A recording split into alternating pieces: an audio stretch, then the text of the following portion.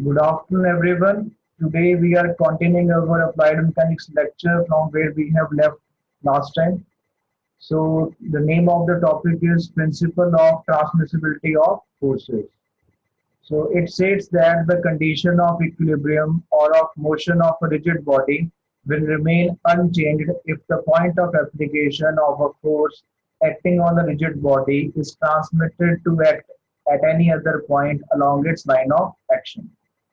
तो बेसिकली इसमें आपको क्या बताया है? बेसिकली जो आपका principle of transmissibility of forces है वो ये कहता है कि कोई भी अगर आपकी रिजिड बॉडी है उसके ऊपर अगर आप कोई फोर्स अप्लाई कर रहे हो, ठीक है, अगर मैंने अब बी पॉइंट पर मैंने एफ फोर्स अप्लाई की है, जो ए बी है वो क्या है, लाइन ऑफ एक्शन है इस फोर्स का, ठीक है। अब जो ट्रांसमिसिबिलिटी ऑफ फोर्स है, आपको नाम से पता लग रहा है कि ट्रांसमिसिबिलिटी क्या मतलब है, बेसिकली ट्रांसफर कर रहे हैं हम। तो ट्रांसमिसिबिलिटी ऑफ फोर्सेस प्रिंसिपल यह कहता है कि जो आपके लिए एफ फोर्स है हम इस पॉइंट पर कहीं पर भी लगा सकते हैं। एग्जाम्पल के तौर पर अगर मैं आपको बोलूं कि मैंने इस एफ फोर्स को यहाँ से हटाकर दूसरी जगह पर अप्लाई कर दिया, तो मैं आपको डायग्राम बताता हूँ बनाकर। तो मैंने क्या किया, इस फोर्स को इसी लाइन ऑफ एक्शन में यहाँ अप्लाई कर दिया। पहले कहाँ पर अप्लाई किया था, बी पॉइंट से एफ फोर्स लग रही थी, इसी लाइन ऑफ एक्शन पर मैंने यहाँ पर ए पॉइंट पर अप्लाई कर दी, ठीक है। यानी कि मैं अपनी फोर्स को कहीं पर भी लगा सकता हूँ but line of action same रहेगी, ठीक है। तो मैंने ये फोर्स यहाँ से रिमूव कर दी, मैंने उसी लाइन ऑफ एक्शन में किसी और जगह पर लगा दिया। इसका बेसिकली मतलब क्या है कि मैं इस फोर्स को सेम लाइन ऑफ एक्शन में कहीं पर भी ट्रांसफर कर सकता हूँ, through out the line of action कहीं पर भी आप इसको अप्लाई कर सकते हैं, ठीक है। तो जो आपका लॉ ऑफ प्रिंसिपिलिटी है उसमें बेसिकली क्या बताया, द कंडीशन ऑफ इक्विलिब्रियम और of a motion of a rigid body will remain unchanged if the point of application of force acting on the rigid body is transmitted to act at any other point along its line of action. तो पहले कहाँ पर लग रही थी force, पहले लग रही थी फोर्स इस पॉइंट पर, हमने एफ फोर्स अप्लाई की थी, इस पॉइंट से हमने एफ फोर्स अप्लाई की। बाद में हमने क्या किया, principle of transmissibility of forces को यूज करते हुए हमने इस फोर्स को यहाँ से ट्रांसफर करके इसी लाइन ऑफ एक्शन में यहाँ पर अप्लाई कर दिया, ठीक है। तो जो अगर मैं एग्जांपल दूं आपको कि इस बी पॉइंट पर जब हमने फोर्स अप्लाई की तो आपकी बॉडी मूव करनी शुरू हो गई। जब हमने यहाँ से इसको हटाकर ए पॉइंट पर अप्लाई कर दिया तो भी बॉडी मूव ही होती रहेगी क्योंकि फोर्स उतनी ही अप्लाई हो रही है, सिर्फ हमने पॉइंट ऑफ एप्लीकेशन चेंज कर दिया बट उसी लाइन ऑफ एक्शन में फोर्स अप्लाई हो रही है, ठीक है। तो बेसिकली जो आपका principle of transmissibility of forces क्या कहता है कि आप एक रिजिड बॉडी के ऊपर अगर कोई फोर्स लग रही है, उसकी अगर हम लाइन ऑफ एक्शन देखें, उस लाइन ऑफ एक्शन में आप उस फोर्स को उठाकर कहीं पर भी अप्लाई कर सकते हो। जो फोर्स पहले जो इफेक्ट कर रही थी वही इफेक्ट वो बाद में भी करती रहेगी, डायरेक्शन सेम होनी चाहिए, पॉइंट ऑफ एप्लीकेशन बस आपने चेंज किया है, ठीक है। फोर्स अगर मूव कर रही है तो मूव ही होती रहेगी, अगर रुकी रहे तो रुकी रहेगी, बस आपने उसकी पॉइंट ऑफ एप्लीकेशन चेंज करी, ठीक है। तो ये आपका है principle of transmissibility of forces. I hope आप सबको क्लियर हो गया होगा। इन केस कोई डाउट है तो अभी नेक्स्ट एक और आपका डायग्राम आएगा उसमें क्लियर हो जाएगा आपको। Moving forward to the next one, जो आपकी बुक में भी डायग्राम दिया हुआ है।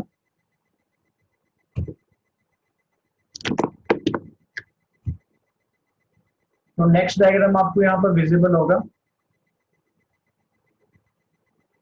A force F acting on a rigid body, a force F acting on a rigid body at point B having the line of action AB can be replaced by the same force F acting at point A provided this new point A lies along the line of action AB of the forces. तो basically यहाँ पर आपको क्या बताया है, अगर आपको diagram visible हो रहा है तो इस डायग्राम में आपको क्या चीज बताई है, यहाँ पर एक बॉडी है जिसका लाइन ऑफ एक्शन हमने क्या बनाया, डॉटेड लाइन दिख रही है आपको, स्मॉल ए बी, तो ये हमने क्या बनाया है इसका लाइन ऑफ एक्शन।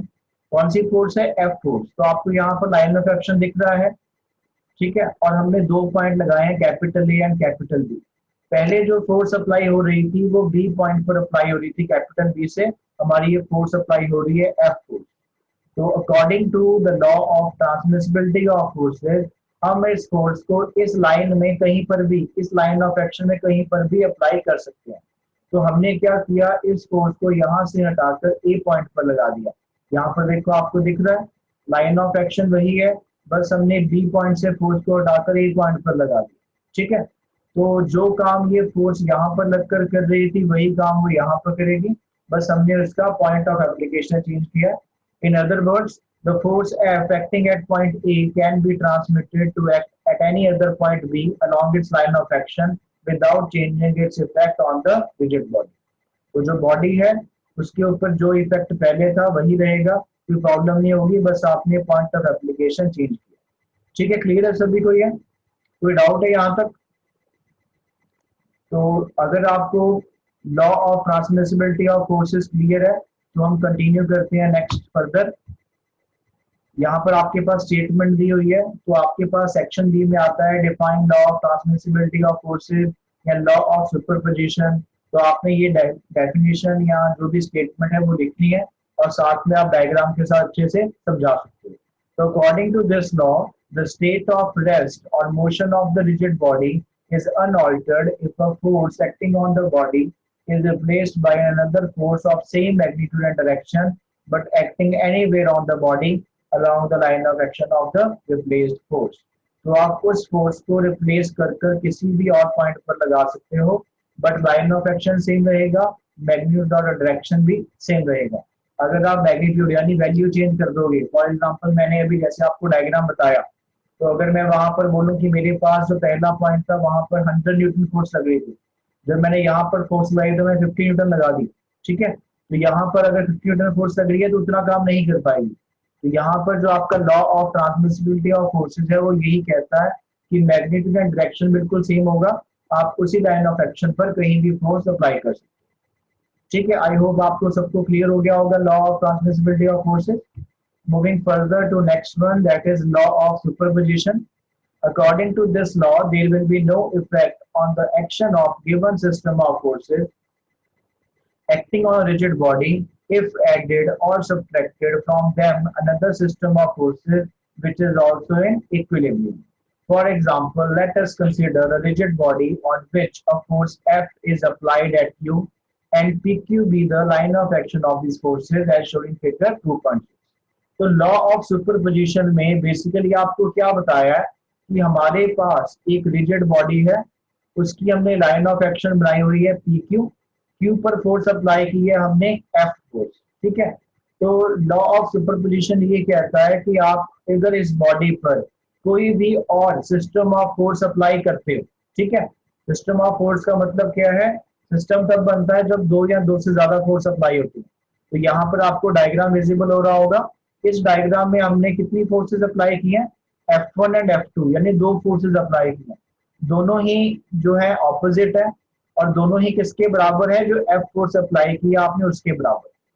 तो लॉ ऑफ सुपरपोजिशन ये कहता है कि अगर आप किसी भी रिजिड बॉडी में कोई फोर्स F लग रही है, उस F फोर्स के बराबर अगर आप दो फोर्सेस अप्लाई करते हो जो इक्वल है और एक दूसरे के ऑपोजिट अप्लाई हो रही है, यानी एग्जांपल के लिए अगर मैं आपको बोलूं जो F फोर्स है वो 50 न्यूटन है, तो मैंने P पॉइंट पर यानी इस पॉइंट पर दो फोर्सेस अप्लाई कर दी, दोनों ही कौन सी हैं, 50 न्यूटन ही है, एक कर दी लेफ्ट डायरेक्शन में, एक कर दी राइट डायरेक्शन में, यानी ये दोनों फोर्स क्या होगी, बैलेंस हो जाएगी। ठीक है, तो जब ये फोर्स बैलेंस हो जाएगी तो इस फोर्स के ऊपर क्या कोई इफेक्ट पड़ेगा, कोई इफेक्ट नहीं पड़ेगा।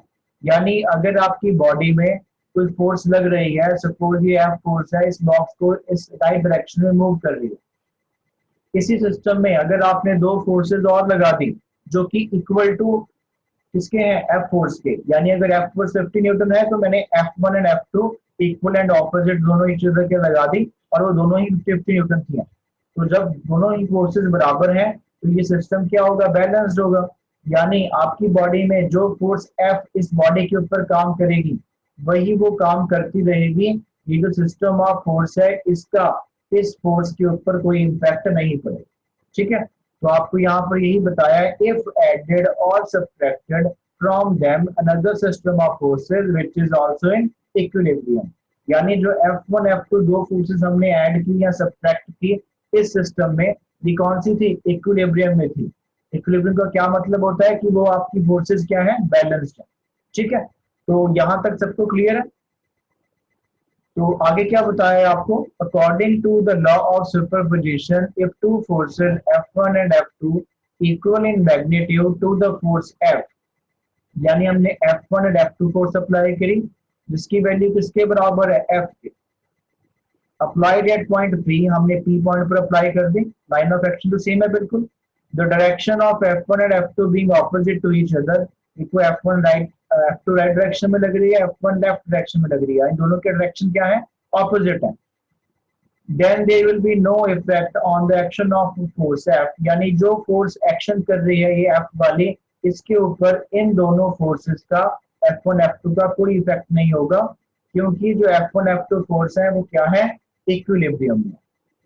ठीक है, तो आपको बहुत अच्छा एग्जांपल से ये समझाया है, तो ये आपने याद रखना है कि इस लॉ में बेसिकली क्या बताया है कि according to this law there will be no effect on the action of given system of forces, यानी जो आपकी ये F फोर्स है इसके ऊपर कोई भी इफेक्ट नहीं होगा, किसका, if added or subtracted from them another system of forces which is also in equilibrium।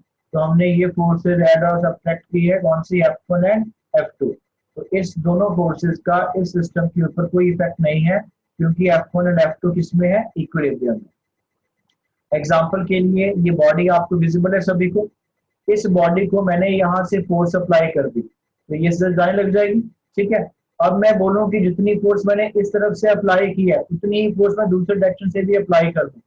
ठीक है, अगर मैं दोनों तरफ से बराबर फोर्स लगा दूंगा तो ये सिस्टम हिलेगा, नहीं हिलेगा, ये बिल्कुल इक्विलिब्रियम में आ जाएगा, बैलेंस हो जाएंगी फोर्स। ठीक है, तो वही एग्जांपल आपको यहाँ पर बताया है कि ये जो आपका सिस्टम है इसके ऊपर हमने ये दो फोर्सेस लगाई जो बिल्कुल इक्विलिब्रियम में है, तो इन फोर्सेस का जो पहले फोर्स लग रही थी F4, इसके ऊपर कोई भी इफेक्ट नहीं पड़ेगा। क्यों नहीं पड़ेगा, क्योंकि F1 और F2 दोनों फोर्स इक्विलिब्रियम में है, यानी बैलेंस्ड है।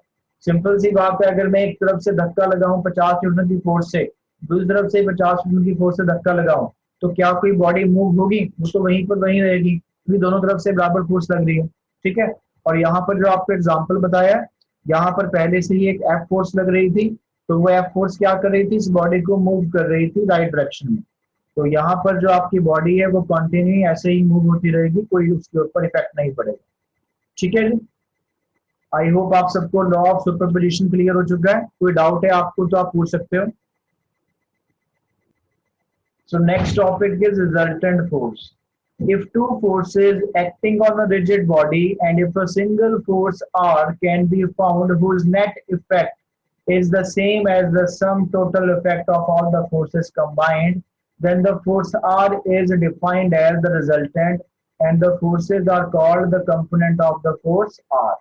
तो बेसिकली आपको क्या बताया यहाँ पर कि अगर हम किसी भी रिजिड बॉडी के ऊपर दो या दो से ज्यादा फोर्सेस अप्लाई करते हैं, ठीक है, और उन फोर्सेस की जगह पर हम एक सिंगल फोर्स लगा दें जिसको हमने नाम दिया R।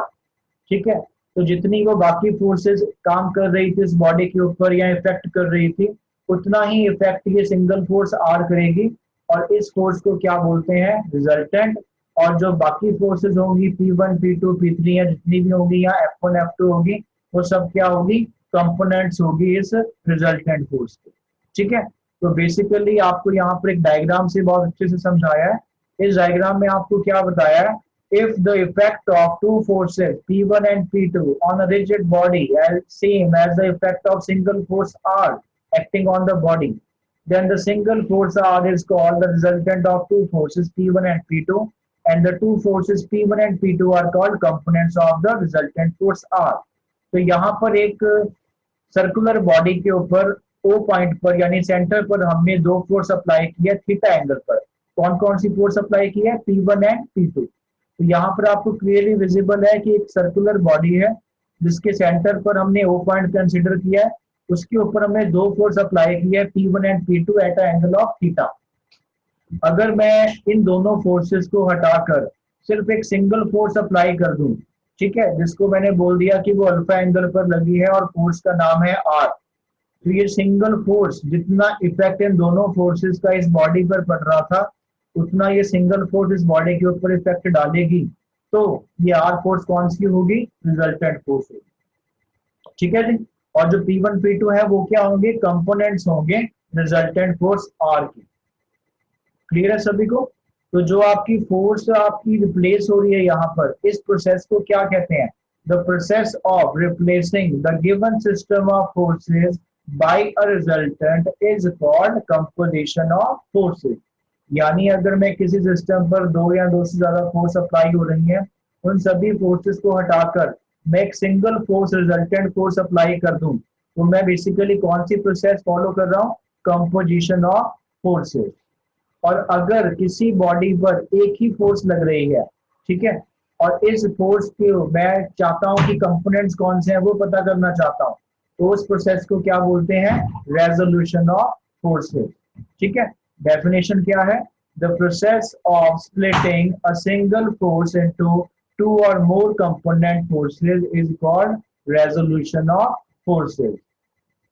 यानी अगर मैं इस कंडीशन में, इस कंडीशन से इस कंडीशन में जाता हूं, तो उसको बोलेंगे कंपोजिशन ऑफ फोर्सेस। और अगर मैं इस कंडीशन से दूसरी कंडीशन में जा रहा हूं, कंपोनेंट ढूंढने वाली कंडीशन में, तो उस फोर्स को क्या बोलते हैं, resolution of forces. I hope सबको क्लियर है यहाँ तक। अगर आपको यहाँ तक कोई भी डाउट है आप पूछ सकते हो, तो मैं आपको दोबारा से विद एन एग्जांपल डायग्राम बनाकर समझा दूंगा। अगर सब कुछ क्लियर है तो आप चैट बॉक्स में कमेंट कर सकते हो कि सर सब कुछ क्लियर।